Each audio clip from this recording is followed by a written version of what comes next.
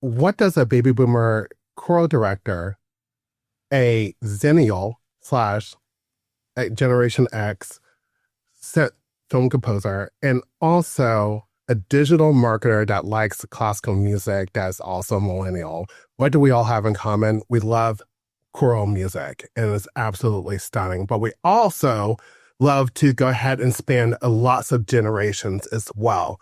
And this is Classically Speaking.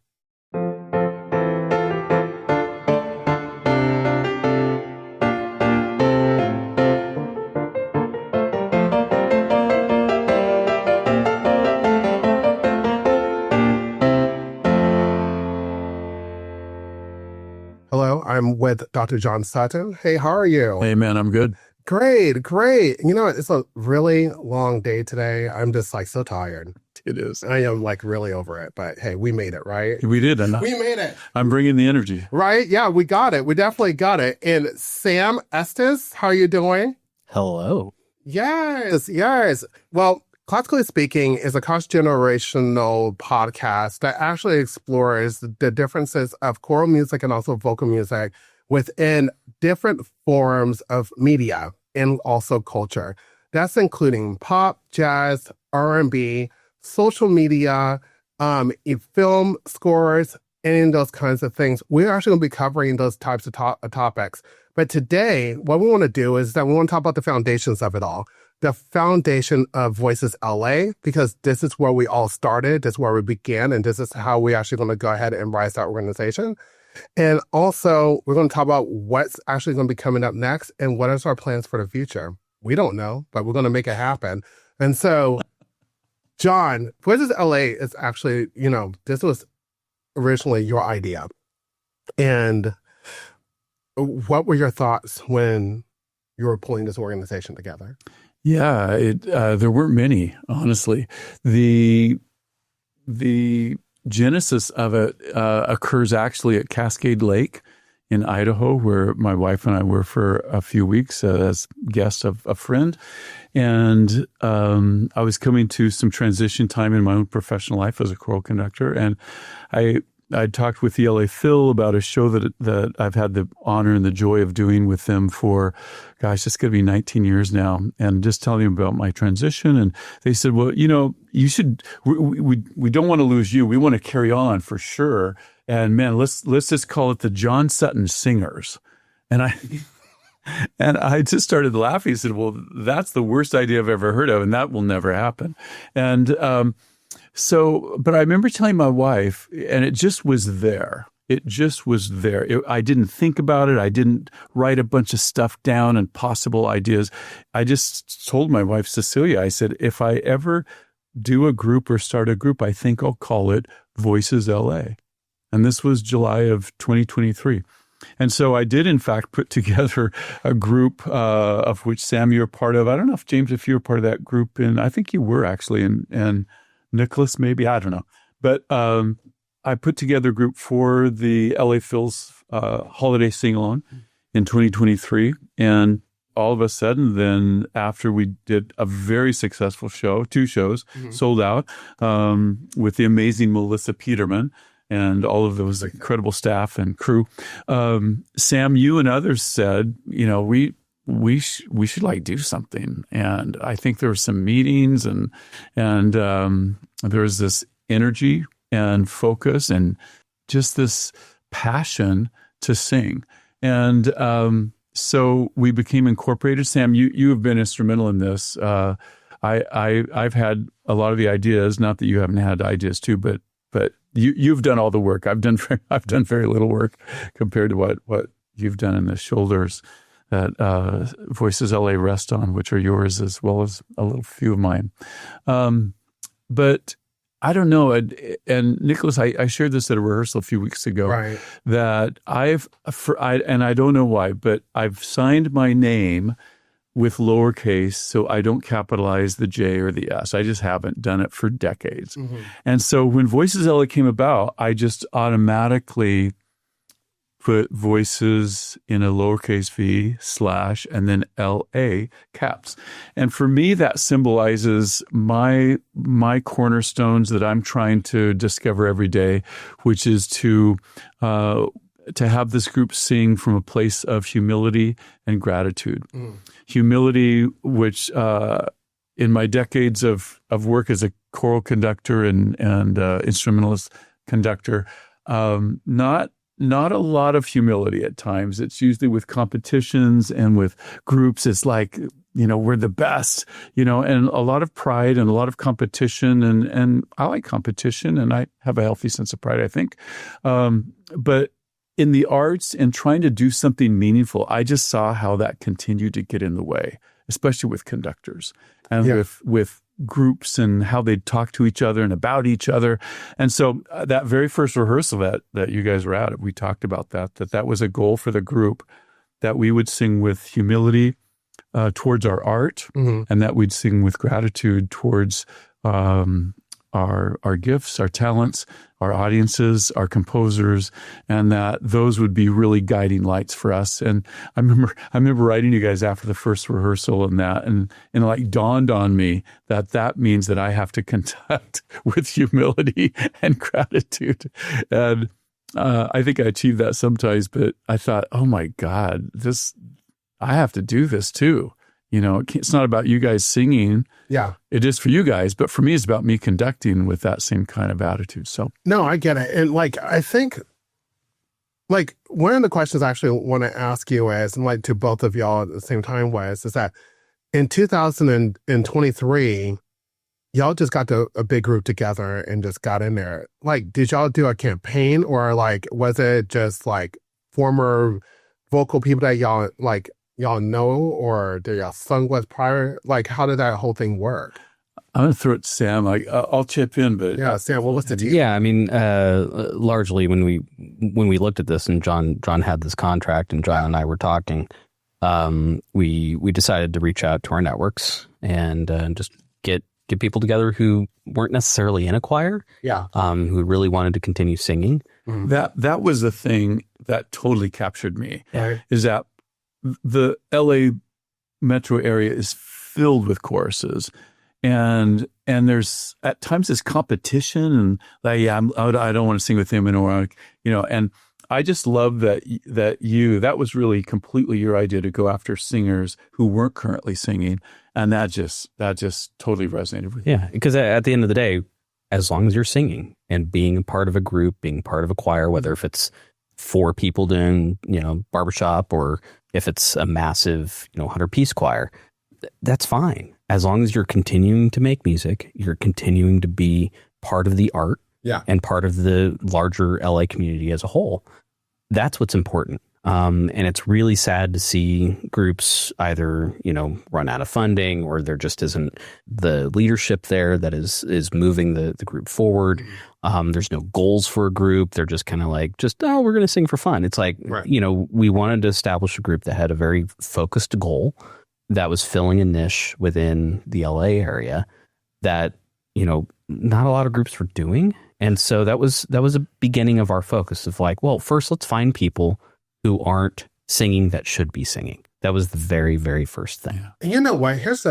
And this is something that I was recognizing as I was doing a lot of research about courses inside the area as well, is that I think there's so many courses that are out there that are focusing on pop music or community choirs and things like that. There's not many choirs that are basically that's out there that's specifically about let's go in and let's do masterworks, or other than something like Master Choral, right? And so that is well known within the Los Angeles area. And so what my question, even when I got into Voices LA, was how are we going to be able to go ahead and penetrate the community that likes music, likes what our repertoire would be, and how we'd be able to go ahead and basically mold our music into their liking. How we'd be able to go ahead and break those gates open, and do the disruption.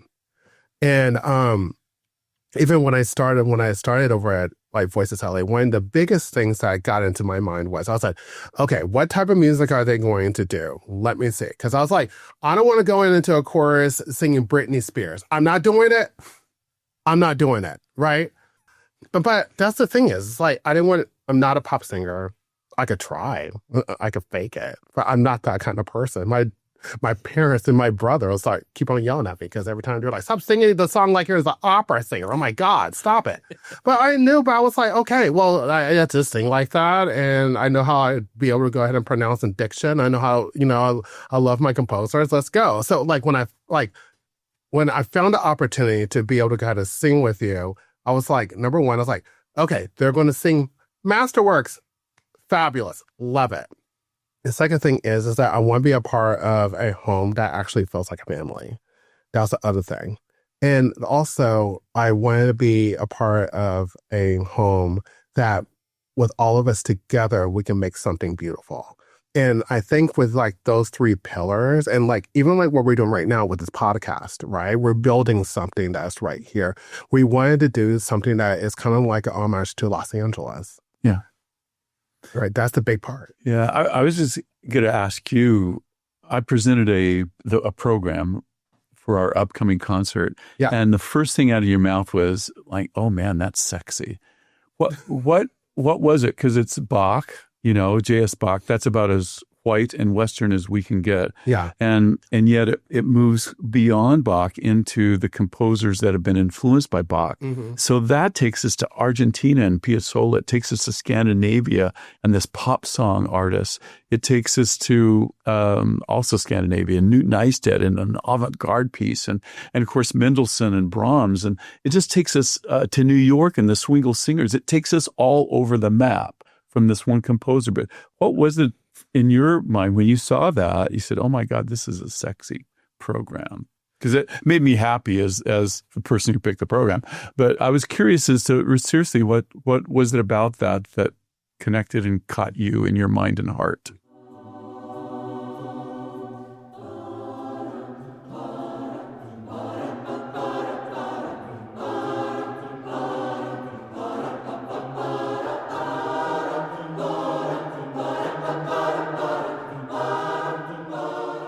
I think it was the diversity of the program that made it sexy to me. And like also the storyline of the program that made it sexy to me. When you're doing Piazzolla, is it Cero Ora, right? Yeah. Is that what we're doing? But Buenos Aires. Buenos Aires. Yeah.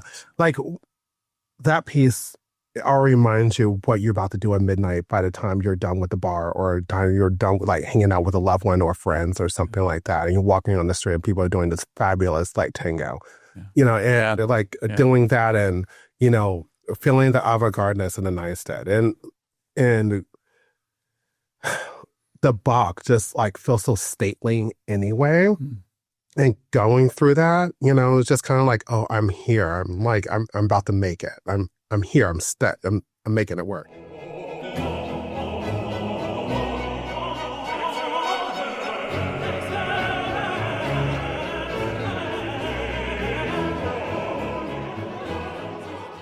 And that's, all those like elements make something really exciting.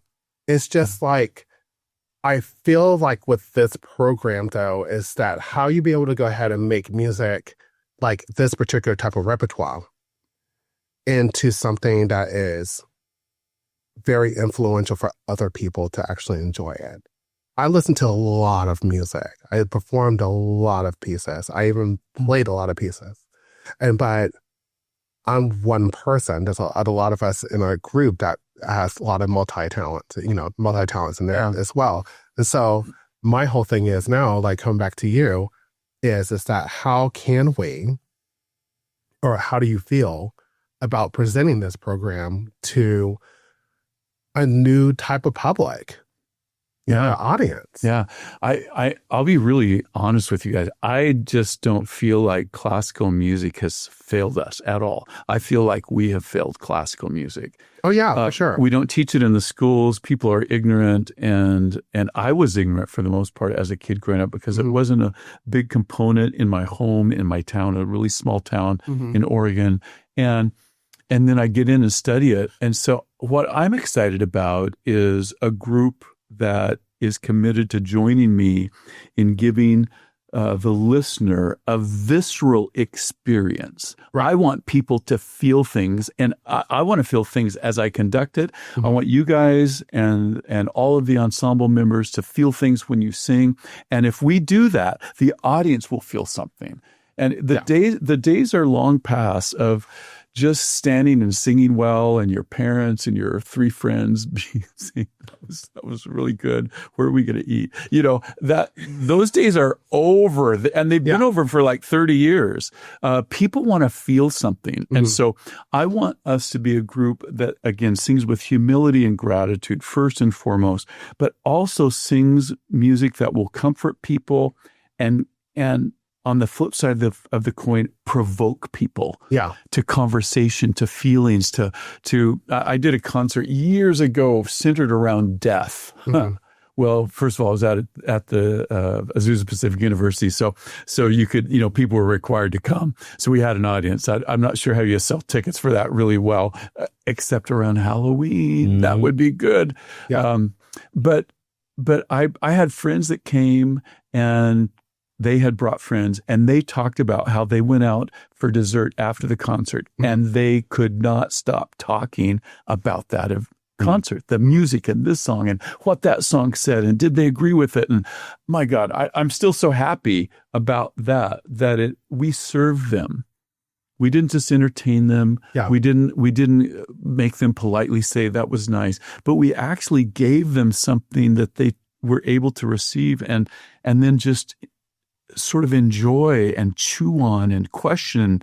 It's like a great movie or a great book, anything in the arts. And 3 days later, you're still talking about it, and you're still replaying it, and you're still talking to your friend or your spouse or your lover about that. No, I get it. I get it. I understand the emotion of how the audience will be able to go ahead and be caught up in something once they feel like they're related to that. I remember in my beginnings of like even an instrumentalist, I'll play pieces and I'll be like, there will be a couple of them. I'm like, oh, that's so exciting. But it's only exciting to me. That's not exciting to the audience. The audience just like, oh, that's good. My child just played the bass clarinet. That's wonderful. Right. Good solo. Now let's go get McDonald's. But it wasn't until I was in college though. We played the David Maslanka's Symphony No. 4.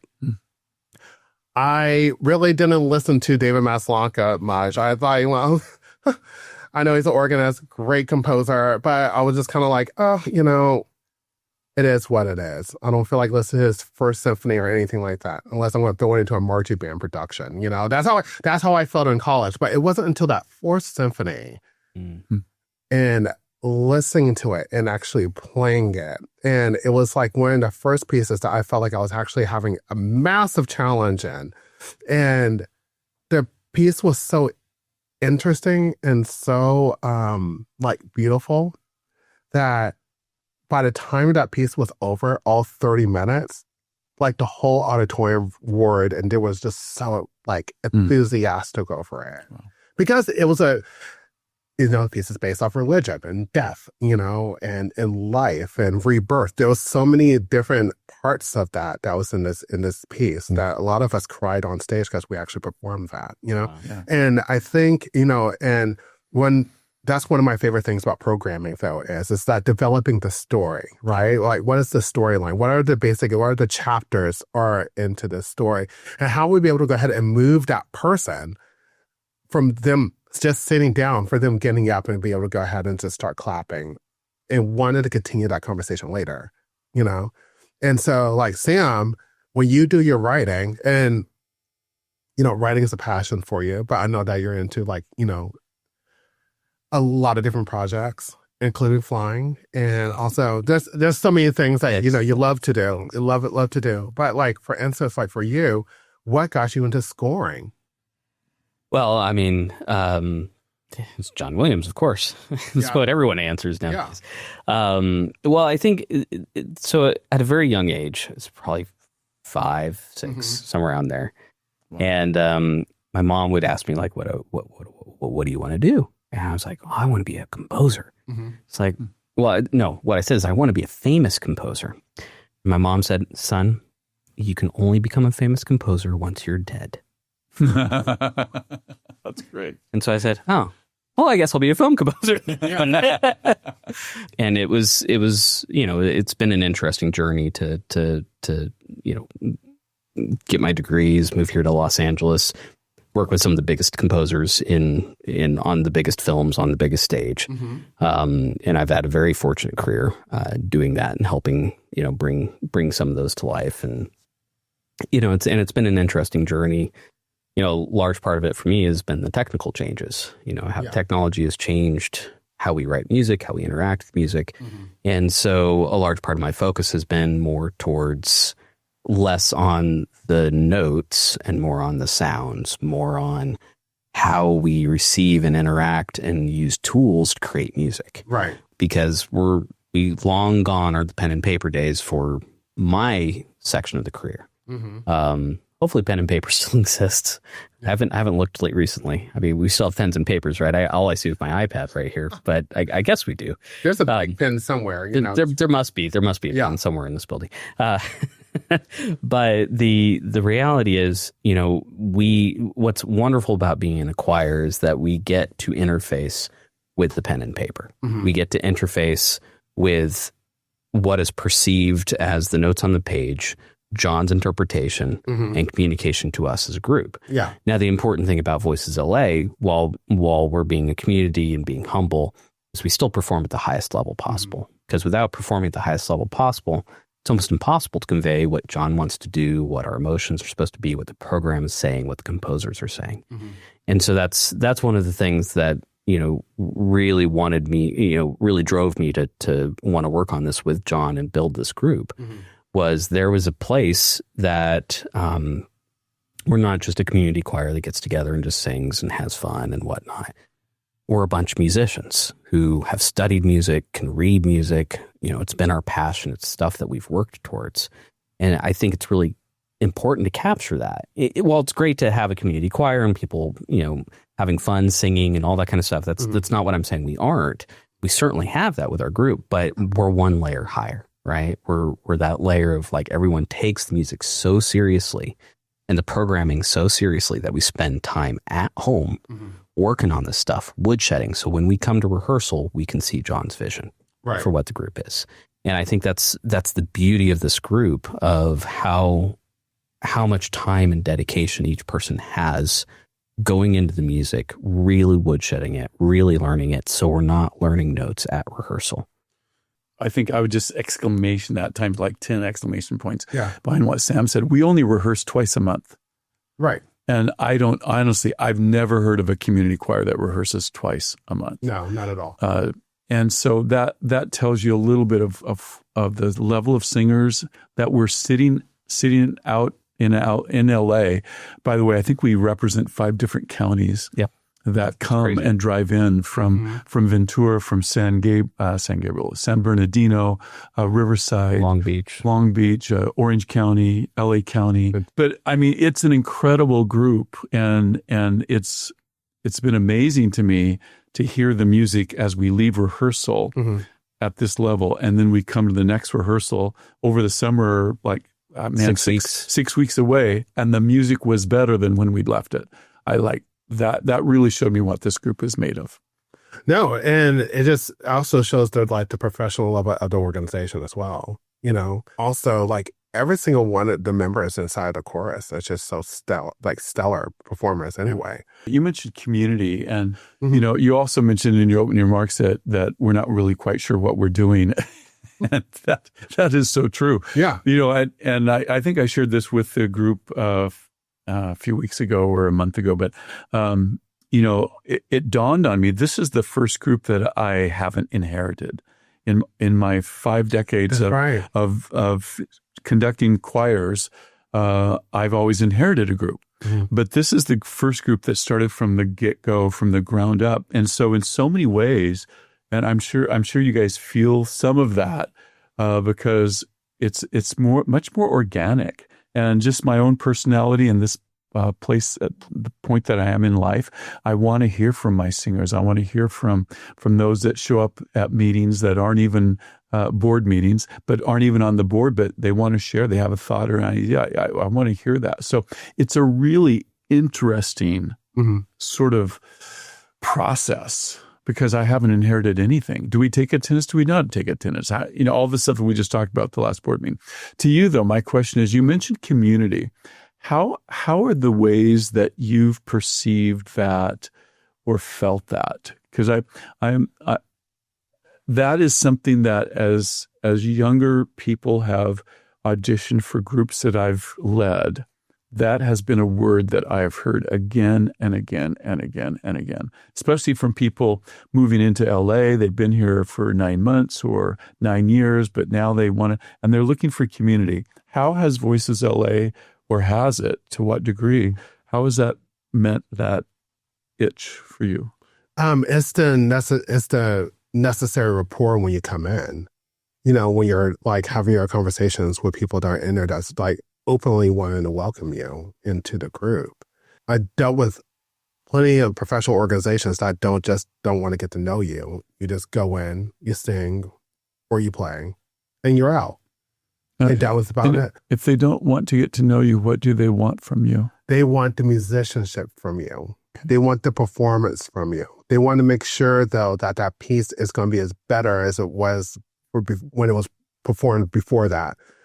That's the expectation. They expect the professionalism out of that. I think this group is way more than that, for sure.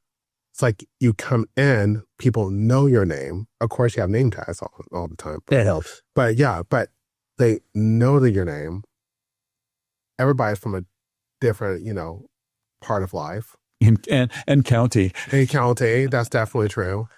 And also, they want to get to know you outside of rehearsal. And that means a lot to me. That means a lot that someone wants to get to know me for who I am, instead of just saying, oh, Nicholas is a tenor that can sing some Bach. Okay, got it. That's great.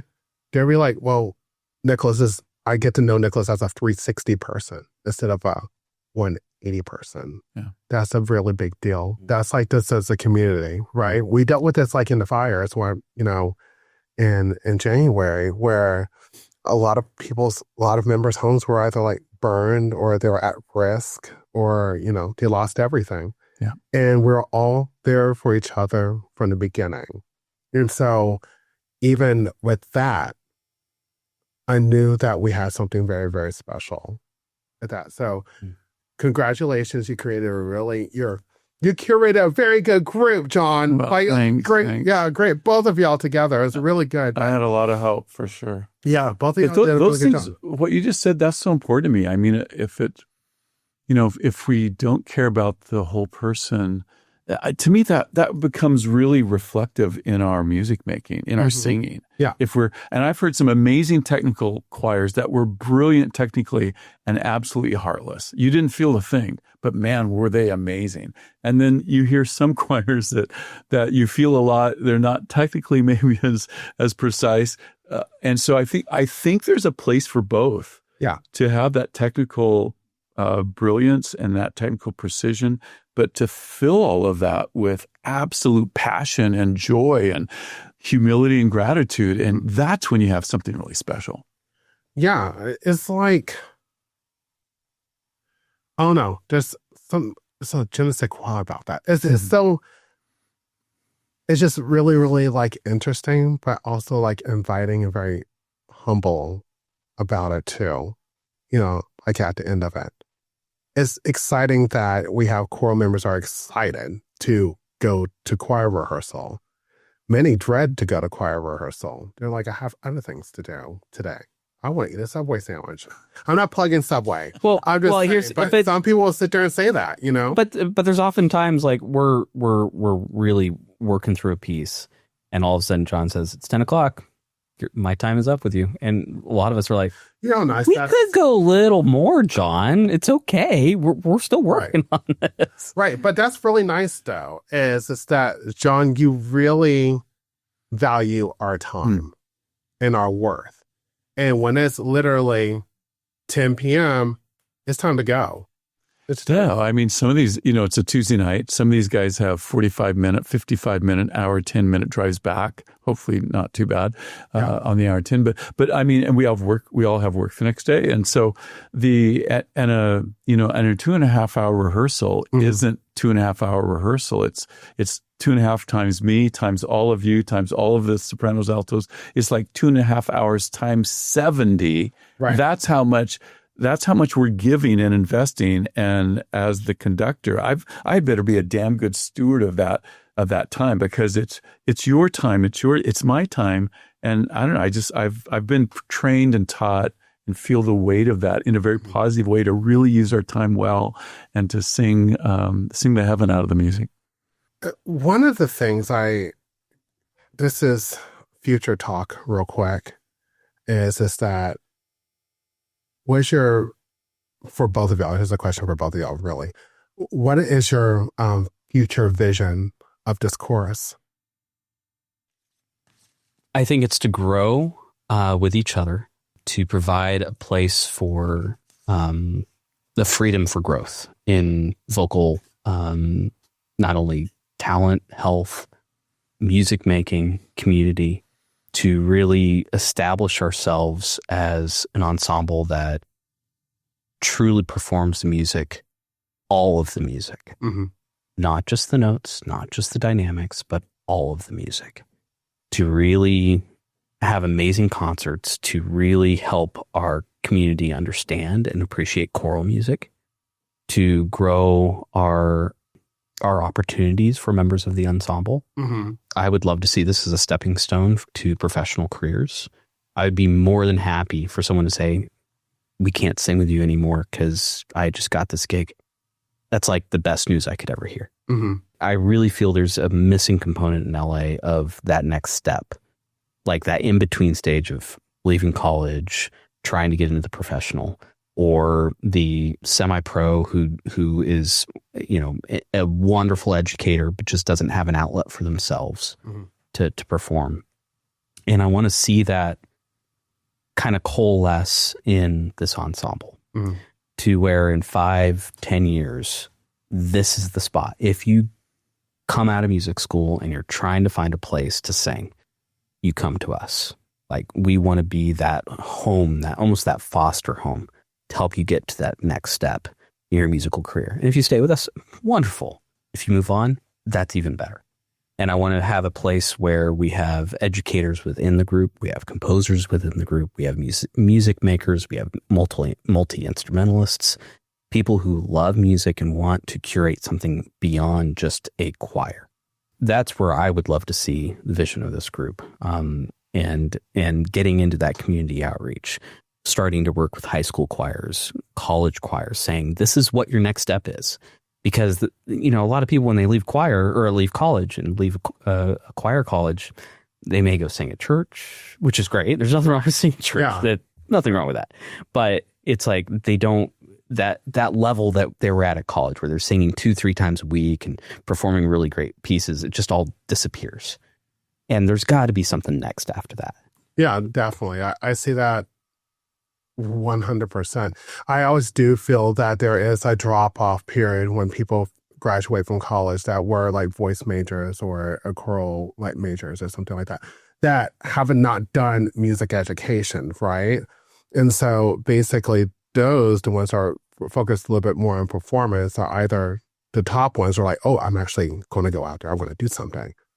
But there's a massive group of people just like, okay, I'm done. So what's the next thing I want to go ahead and do?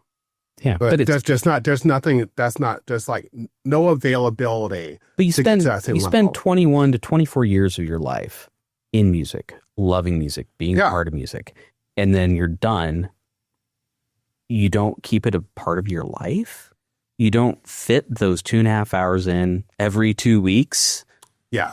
Like, come on. I mean, you can do it. You can be part of that organization and have that love back and just have that community, have the music, work through something, work together for something, and that to me is a shame when someone says, I used to be in choir, I used to love doing it, but, I just don't have the time anymore. Or, I just haven't found the right group. And I'm too busy with things. That's heartbreaking to me. Like, you should be able to make the time to go do something that you used to love to do and rekindle that passion and come back to it. Sam articulated all that very well. I would say that my vision has a clarity, vagueness about it. Now, that's an oxymoron. It doesn't make sense. But I am so committed to this process of letting it become and evolve, and doors that open, walking through them, doors that close, not having angst over that. I have a lot of ideas and a lot of thoughts. I was asked earlier on tonight in a more casual setting about plans for certain thing, and I had 5 answers right there. I'm ready to go. So in that way, I have a lot of plans and a lot of direction. One thing that I've just been thinking about, and Sam and I have talked a lot about this over the couple of years that we're playing around with this. The thing I'm thinking of right now is about, for those voices that aren't yet ready in their musicianship. Almost everybody has a beautiful voice that sends the digital audition in. But for those that aren't at that level musically, to rehearse twice a month and be able to nail Bach. And that's a set of skills and training and time that not everybody has. But I'm thinking about those that have lovely voices but don't really maybe read music, or they're not at that proficiency level that we are looking for. I've been thinking about, so what can we give them to help them find a choir or to sing? Yeah, because it's really, truly, Sam, about what you're articulating. It's about people singing. And why is this so important? Because if you're singing, you will be a better boyfriend, a mom, a plumber, you name whatever your thing in life is, you will be better at it if you're singing. That is just so true. I've seen it in my own life. I see it in the lives of people I'm at. You will be a better person, and the world needs that. And so, one of my taglines, especially around concert time, is changing the world 90 minutes at a time. And that is our concerts. And I've seen that. I've seen that with our audiences as they come in and they sort of don't connect with each other. And by the end of the concert, they're almost hugs. And wasn't that a great concert? What was your favorite piece? And they're connected. I mean, this is life-changing work that our world really needs, that our world it doesn't have. We're sort of in our silos. And so I'm probably overstating it, but you probably see it. This is what I feel. This is why I do this. And so I've been thinking about those that don't get invited to Voices LA.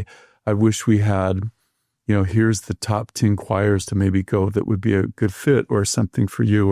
And I think that's for us to do partnerships with other choruses as well.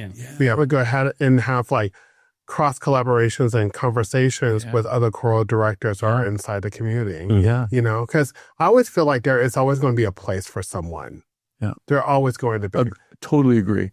And Sam, we're the first chorus in Los Angeles, and maybe the history of the world, that is actually looking to send singers to other groups.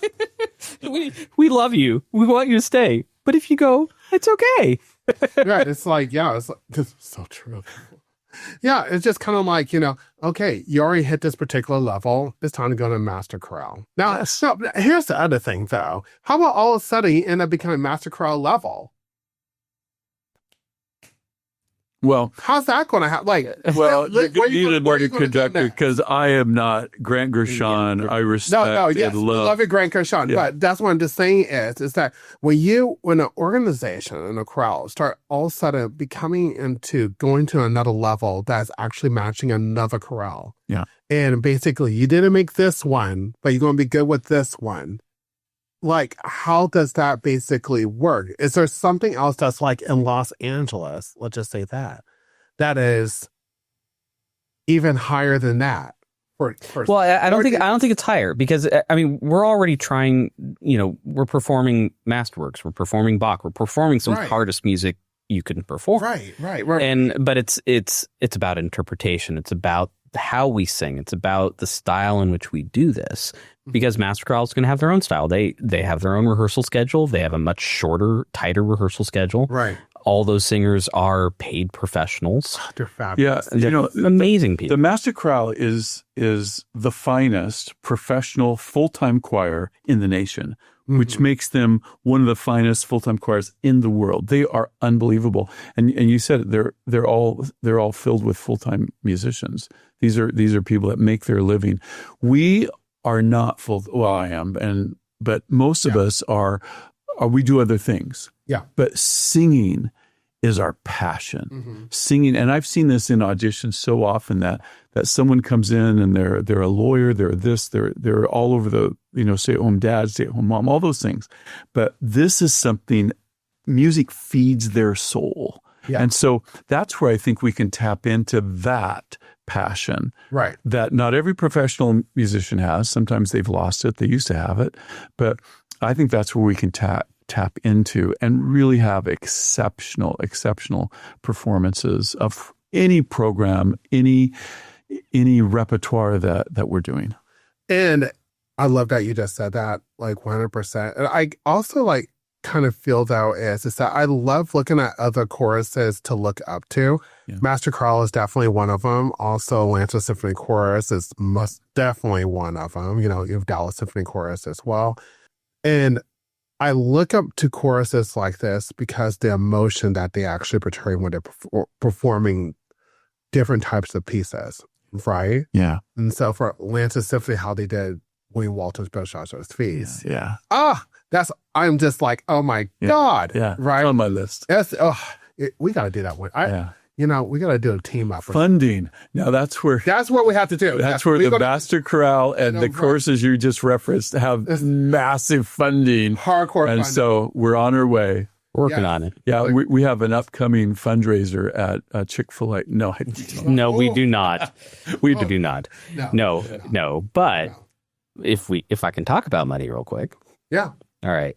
So because this really is our inaugural season, we are looking for founder level donations. Mm-hmm. And what's that mean? That founder level. That founder level, you're a foundational basically donor to the group. Mm-hmm. And that will give you a place in history in our program, in our thank yous, in everything, because you've believed in us from the very beginning. Mm-hmm. And this is the one way that we're looking for people who want to invest in who we are and how we are as an organization to, think about a donation of $1,000 or more to get that founding badge of honor. Yeah. And if they believe in our mission, they believe in what we're trying to do here in LA and what we're trying to do for musicians and our community and everything, I'd encourage anyone who's listening, if you feel so led, it would be amazing,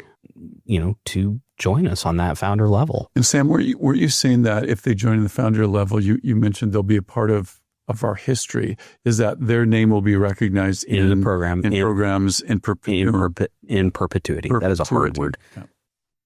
We're going to be talking about fundraising as well within our series. Yes. Bringing in John Funkhauser. So we're going to definitely have a deeper conversation, because that's a completely, really, really intense role when we're talking about development and fundraising as well.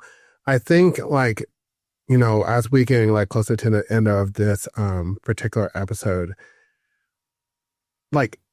classically speaking, is going to be diving into so many different diverse topics, that, like I said earlier, that actually deals with voice and also choral influence. But also take this into point too, listeners, is that we are bringing in topics that will be interest of you as well.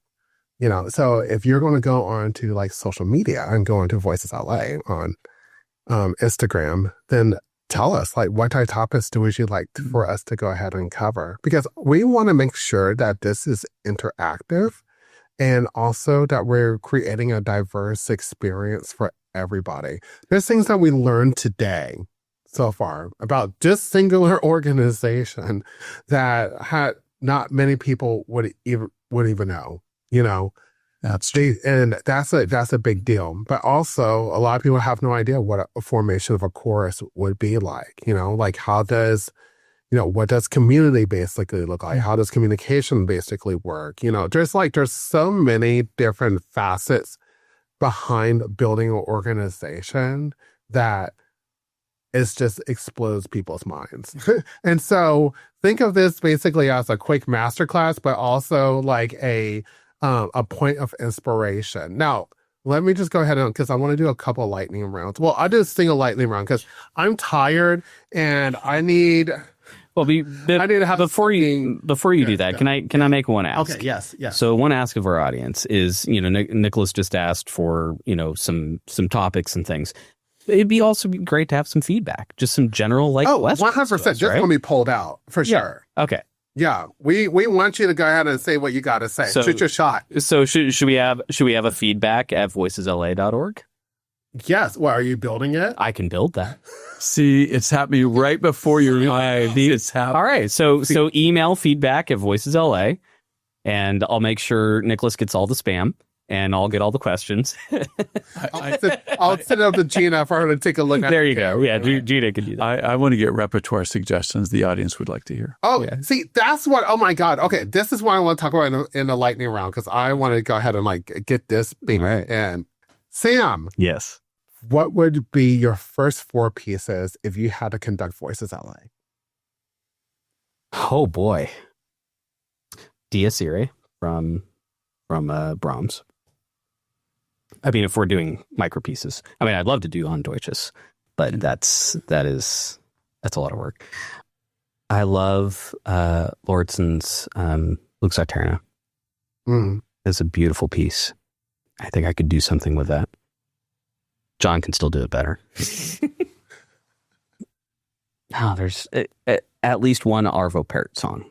At least one. I love his music. Yeah. And then Hindemith did. What was the name of the Hindemith piece that I think I sent it to you, and I'm blanking on it right now. A Hindemith choral piece? Yeah. Yes. It's not Mathis de Mont, no. I'm forgetting it. It's too late. My brain's fried now. But those would be the 4 pieces, at least somewhere around there. Okay. Awesome. Absolutely awesome. Now, because I've already done Ubi Caritas way too many times because that's that's I know. I just conducting 101. Yeah, I got it. You got to get all those meter changes. No, I got it. Or do you? I just kind of it's just circular conduct. Just conduct. Yeah. Okay. Now, John, Yeah. I'm not going to say 4 pieces for you, but I'll say if you had to do one concert for that is actually combines. Oh, that's a good one. If you did a joint concert with Master Choral, Voices LA, and the LA Philharmonic, what is the singular masterwork you'll do?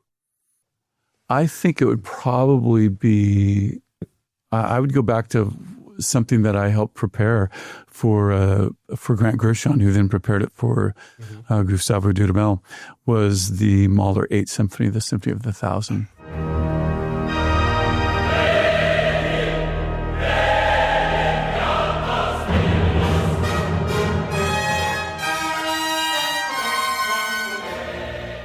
I mean, that is, we don't have enough because you just mentioned Voices LA and LA Master Chorale. We need every other goal of LA. I mean, they had, when we did it at the Shriner Auditorium, they had to build the stage. The stage could not accommodate. And it was it was incredible. So that was a joy to be a part of that. And I'd love to do, can lightning strike twice? Why, yes, it can. Intent. I just melted into a Mullerian puddle already. Yeah. My God. No, I love that work. And I love Talk to Esapeka. Yeah, he's coming. Which did I? Yeah. Yes. Right. Like, oh, yeah.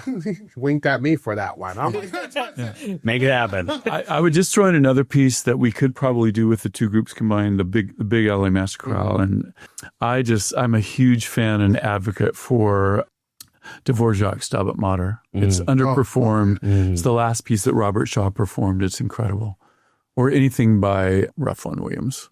I love it. Yeah, his writing's amazing. Yeah. And I on my list is definitely Belshazzar's Feast by William Walton. That is one of my favorite pieces of all time for. Yeah, it's amazing. In a double chorus work. Absolutely. Yeah.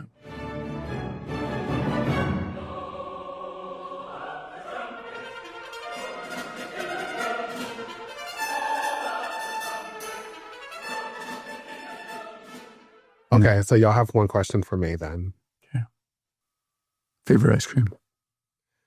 Mint chocolate chip. 100%.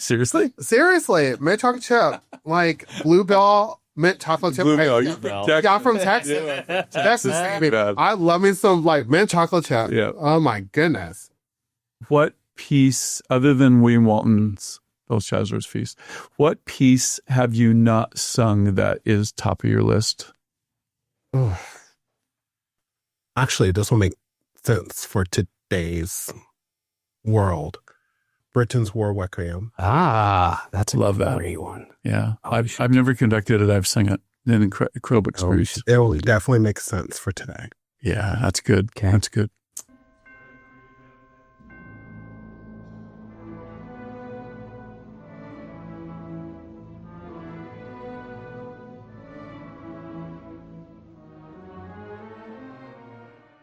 If you could have one person in this room to interview, who would that be?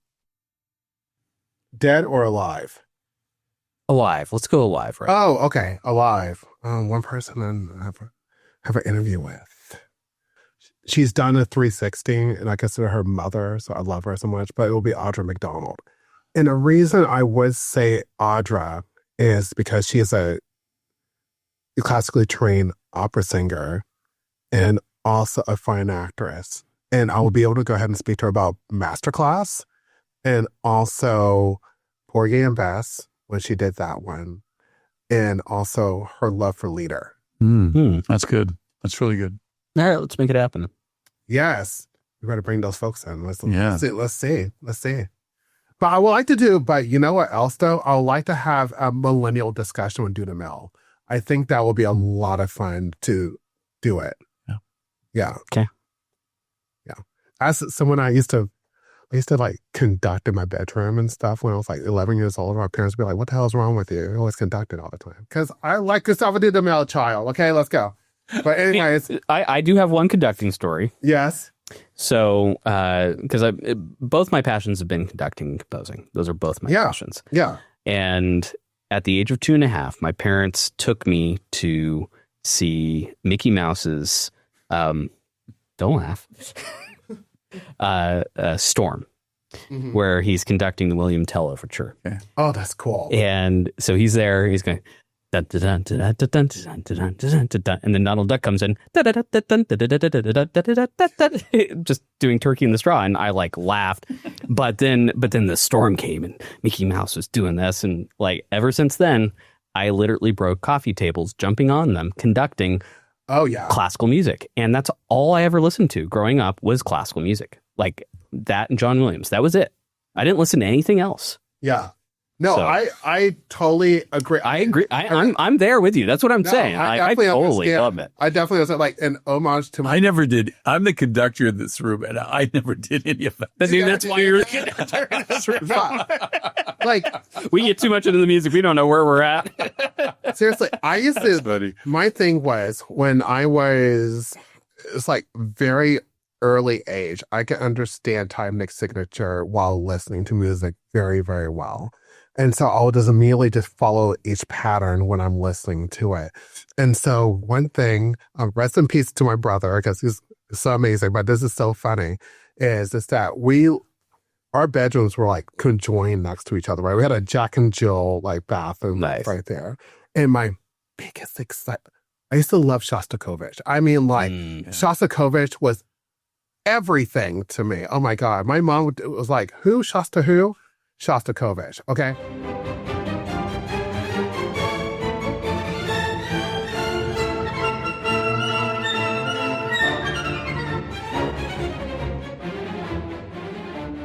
And I remember that every time I would play the Leonard Bernstein's Fifth Symphony, because it was, that was the only note. You know, when Bernstein conducted Shostakovich's Fifth Symphony, it was the only recording that you see him take up the tempo for the finale. Yeah. Everybody else does it extremely slow. You know, it's just like, I'm about to pull out my eyes because it's so slow for the toccata. Bernstein killed it, just killed it. So what I used to do is I had a full percussion section in my bedroom. And so I had mallets and everything. And right during like all like the crescendo, like the big, you know, parts, I would just like, just hit it. That's awesome. You know, then I would get my drumstick and start conducting really hard. And my brother will just burst in my room. He's like, God damn it, Nicholas, I still got stop it. And I'd be like, I was like, don't yell at me. Don't yell at me. And I was still like going right on in because I was just so into it. So into it. That's good. But anyways, that's it for me though. But that's good. Yeah. So on that note, thank you so much for tuning in over into our inaugural episode of Classically Speaking. And you will see actually us individually actually having really good conversations for some professionals out here. And please, please, please make sure that you join our Instagram, Voices LA. And also make sure you go on feedback at voicesla.org to be able to go ahead and say that. And if there's any pieces that you want us to go ahead and already have it, yeah, why not? God dang it, just build us a storyline. I think that'll be even more exciting though too. Oh my gosh, that'd be so cool. So again, a lot of topics to come and we cannot wait to see you again. Thank you so much and fight on.